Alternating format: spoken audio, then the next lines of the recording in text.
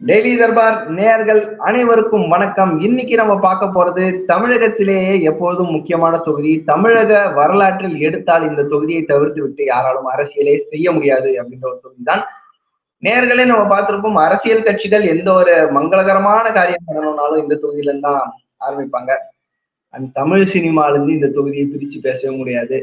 நானும் இந்த ஊருக்காரன் தான்டா அப்படின்ற டைலாக் மூலமாக தான் இந்த தொகுதி எல்லாரும் வந்து ஒரு இன்ட்ரோ கொடுப்பாங்க. எஸ், இன்னைக்கு நாம பார்க்க போறது கோவில் நகரமான மதுரை மீனாட்சி அவர்கள் குடியிருக்கக்கூடிய மதுரை தொகுதியை பற்றி பேச போறோம். அங்க வந்து பாத்தீங்கன்னா மீண்டும் திமுகவின் கூட்டணி கட்சியான சிபிஐக்கு வந்து கொடுத்திருக்கிறாங்க. அதாவது மார்க்சிஸ்ட் கம்யூனிஸ்ட் கட்சிக்கு வந்து அவங்க கொடுத்திருக்கிறாங்க.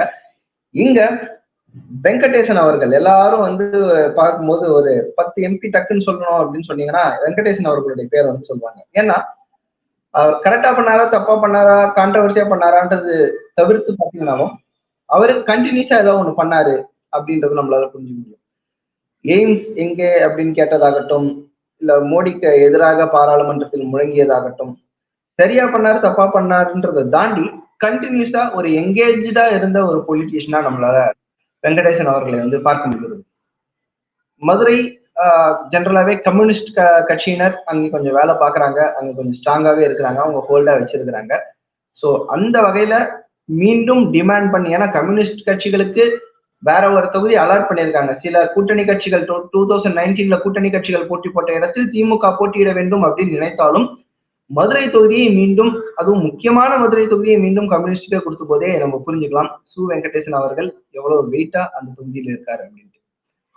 இந்த சைடு பாத்தீங்கன்னா பிஜேபிக்கு மிகப்பெரிய ஒரு சித்தாந்த ரீதியாக ஆகட்டும், இல்ல டிபேட்ஸ் ஆகட்டும், வரலாறு பற்றி பேச வேண்டியதாகட்டும், எக்கனாமி பற்றி பேச வேண்டியதாகட்டும், மிகப்பெரிய ஒரு நாலேஜபிள் ஃபேக்டரியா இருக்கக்கூடிய ராமசீனிவாசன் அவர்கள் இந்த சைட்ல இருந்து களமிறங்குறார். அதாவது சு வெங்கடேசன் அவர்கள் வந்து எப்பவுமே பிராண்ட் பண்றது வந்து நல்லா படித்தவர், நிறைய புக்ஸ் எல்லாம் எழுதினவர், நிறைய விஷயம் தெரிஞ்சவர், நாலேஜபிள் பர்சன் அப்படின்ற ஒரு பிராண்டிங் இருக்கிற சு வெங்கடேசன் அவர்களுக்கு அதே அளவுக்கான பிராண்டிங் இருக்கிற ஒரு கேண்டிடேட் நிற்க வைக்கணும் அப்படின்னும் போது ராமசீனிவாசன் அவர்களை தவிர வேற வாய்ப்புகள் நிச்சயமாக பாஜக இருக்க முடியாதுன்னு சொல்லலாம். அதே மாதிரி ஒரு நாலேஜபிள் பர்சன், எந்த டாபிக் கொடுத்தாலும் அதோட ஹிஸ்டரியில இருந்து ஆரம்பிச்சு பேசக்கூடிய ராமசீனிவாசன் அவர்களுக்கு இங்க வாய்ப்பு கொடுத்திருக்கு.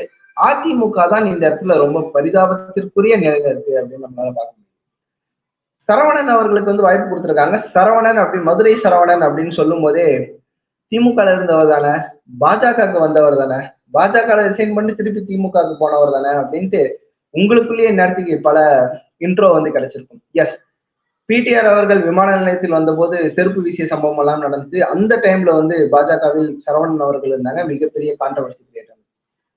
அதுக்கப்புறம் அவர் செருப்பு வீசியதற்கு மன்னிப்பு தெரிவிக்கிறேன் அப்படின்னு சொல்லிட்டு மீண்டும் பிடிஆர் அவர்களை சந்திக்க போன சரவணன் அவர்கள் பாஜக மீது குற்றம் சுமத்தி மீண்டும் திமுகவில் இணைந்தார்.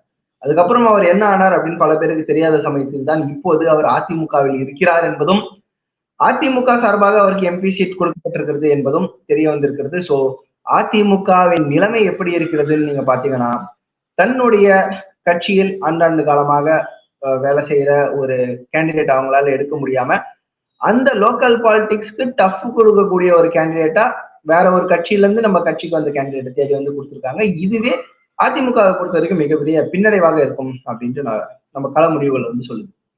ஸோ அப்படி பார்க்கும்போது அதிமுகவோட ஓட் பேங்க் ஆனா ரொம்ப ஸ்ட்ராங்கா இருக்கு. அதுவும் தென் தமிழகத்துல பெரிய அளவுக்கு பிஜேபி இன்னும் பிரீச் பண்ணல அப்படின்னும் போது அதிமுக சிபிஐக்கான இந்த கண்டெஸ்டா அந்த மாதிரி ஒரு கண்டெஸ்டா தான் இது மாறுது. அண்ட் சிபிஐ பொறுத்த வரைக்கும் அது கொஞ்சம் லீடிங்ல இருக்குன்னு நம்ம பார்க்கணும்.